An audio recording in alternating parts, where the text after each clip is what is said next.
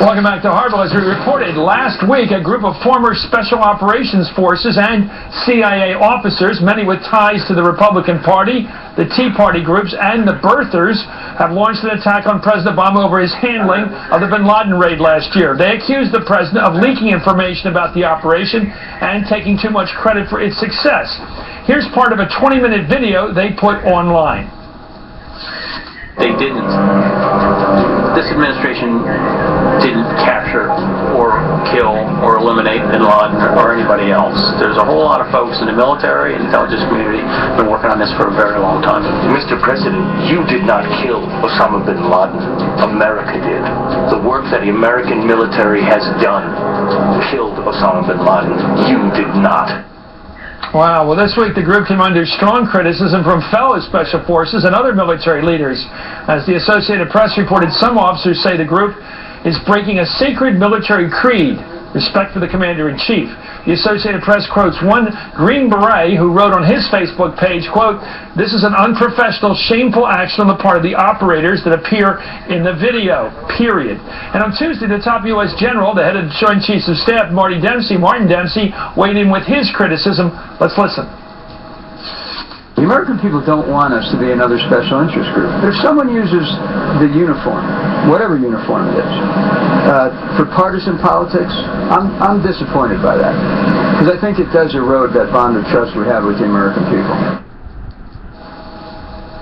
So did this group cross a line? I think so, but will their message find a receptive audience on the right? Michael Hastings is a political reporter for BuzzFeed and a contributing editor at Rolling Stone. Spencer Ackerman is a senior writer for Wired, magazine's Danger Room blog. I'm going to start with Martin on this, or actually Spencer. Spencer, let me ask you about this group. It seemed to be marbled in here with people of the birther persuasion, the real Zanos, who are incredibly, well, I think nuts. But they believe in some conspiracy theory that Mrs. Obama, the mother of President Obama, somehow conjured up this notion her husband, somehow she came up with the idea her son should be president someday, so she managed to marry a guy from Africa with the name Obama, Hussein Obama, and then Barack Hussein Obama, and then she figured out, well, I'll have the baby over in Africa, and then I'll lie about it and put out newspaper accounts that he was really born. What an insane way to have your brain work, to think that somebody would ever think like that, or would ever pull it off, and for what purpose? If you want your son to be president, you probably marry a guy named Joe Martin from across the street who's got an Ivy League education and everything's figured out ahead of time. It's insane, but anyway, move on here. This guy, Ben Smith, really gets to me. Tell me about these guys. This is an organization that really kind of gets laughed at when I've had conversations with people in the military and the Pentagon around it. Not a lot of people consider it credible, and they view it with a kind of embarrassment that it's one thing to make a critique about leaks, it's quite another thing to inject yourself in the middle of a political campaign and sort of get the uniform involved in it. Are they using their uniform? Does this have nothing to do with their military role? It has more to do with their ideology on the hard right? It's hard to understand how this organization would get any traction if they weren't using their military experience as a cover to make this sort of strange critique of Obama. I mean, this is a president who's prosecuted more leakers than any other previous one, to the consternation of civil libertarian organizations. Well, Foreign Policy Magazine reports that one of the main spokesmen in this group, Ben Smith, has put this out on his blog.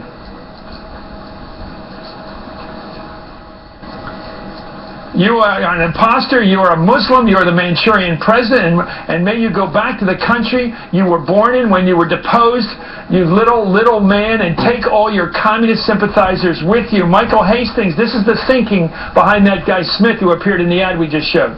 Right, I think, hey Chris and hey Spencer, thanks for having me. One of the things we have to sort of look at here is this has been a well-coordinated campaign that started earlier this year.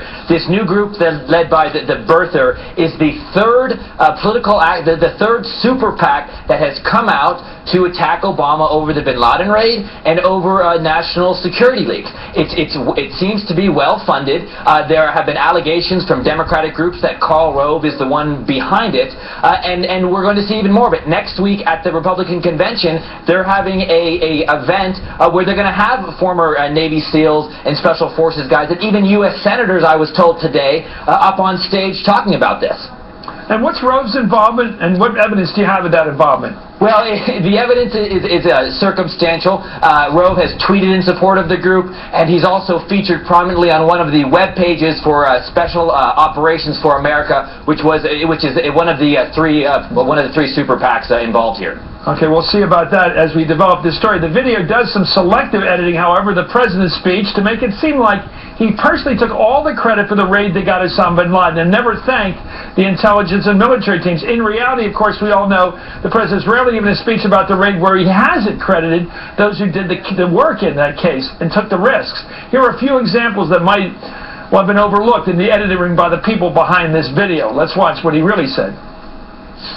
Over the last 10 years, thanks to the tireless and heroic work of our military and our counterterrorism professionals, we've made great strides in that effort. Thanks to the incredible skill and courage of countless individuals, intelligence, military, over many years, the terrorist leader who struck our nation on 9/11 will never threaten America again. Because of the sacrifices now of a decade, and a new greatest generation, slowly and systematically, we have been able to decimate the ranks of Al-Qaeda. And a year ago, we were able to finally bring Osama bin Laden to justice.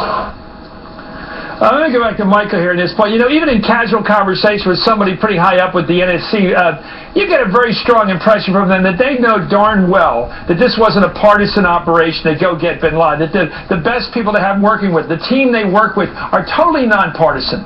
These people that work in the NSC, for example, themselves, right into the president, the people who work in our intelligence services, they aren't Democrats or liberals or whatever. It's a mixed bag of Americans who are doing their duty, and they're incredibly good at it.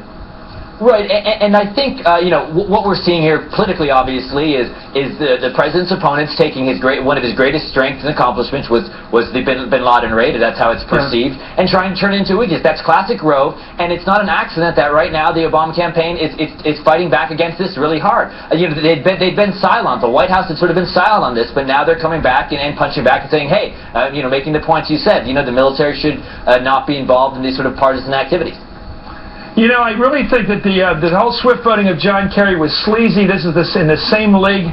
There's something really bad about people that engage in this. Let people do what they do for their country and move on. Anyway, thank you, Spencer Ackerman, and thank you, Michael Hastings. Up next, Dirty